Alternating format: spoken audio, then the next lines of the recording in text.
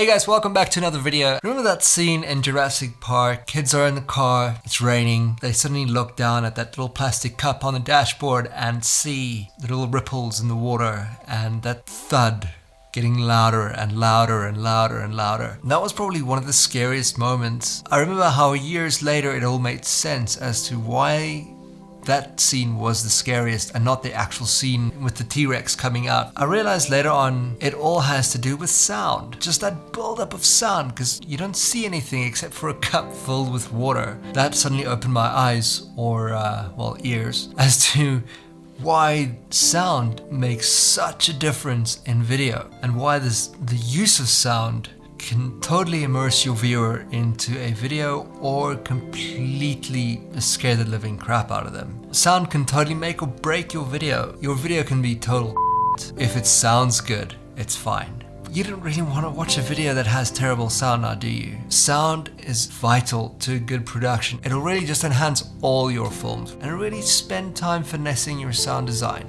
You can start right now by creating your own sounds. I've been doing it for years. I've been using this little guy, Zoom H1. I've had it for 10 years now. Didn't cost a lot, it's the entry level. I'm actually recording this voiceover right now, going into my Rode VideoMic Pro Plus. I even use it for the beginning of the video that you saw now of me making coffee. The sound of the actual coffee being sprinkled into the cup. The Zoom goes with me wherever I go. If I go traveling, if I go on a job, I put it somewhere out there and it records natural sounds for me. This is how you can start building up your own content library.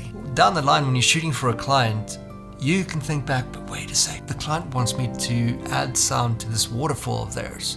I went to a waterfall once and I recorded the sound. Let me go see if this matches that. You know, it's not always possible to get the sounds that you want, especially now during this time where we're all supposed to be staying inside. Or you might not even have a recorder. You can go online. There's a whole plethora of options out there that you can choose from, and it's ranging from subscription services like MusicBed, Premium Beat, Artlist, to the more expensive side of things like Audio Network, for example, that you pay per track that you use. I've used Audio Network before, I loved it, but it's just very expensive. One place that works the best for my type of videos is Epidemic Sound, and I'll post a link down in the description below if you want to check it out. Now that you've got your sound, what do? You've shot a travel video recently. It's just been lying on your hard drive now for the last couple of months and you actually want to put it out there on YouTube. You can start off with a single layer of waves breaking on the sand. Cool, that's one layer. That's not enough. What about adding seagulls in the air? What about adding the people, a foghorn from a boat or something like that in the distance? All those combined sounds help to create an environment for your ears.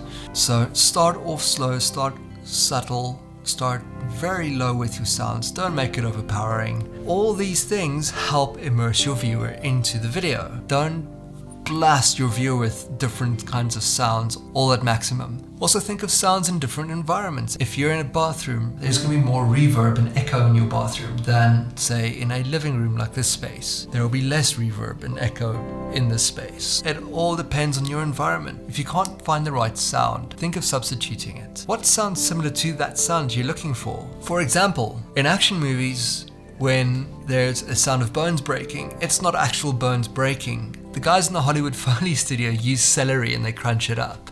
It's as simple as that. But it sounds believable for your ears, and that really sells the illusion. So I hope this was helpful. I hope you learned something from this, and if you did, press that like button. Remember to subscribe to my channel.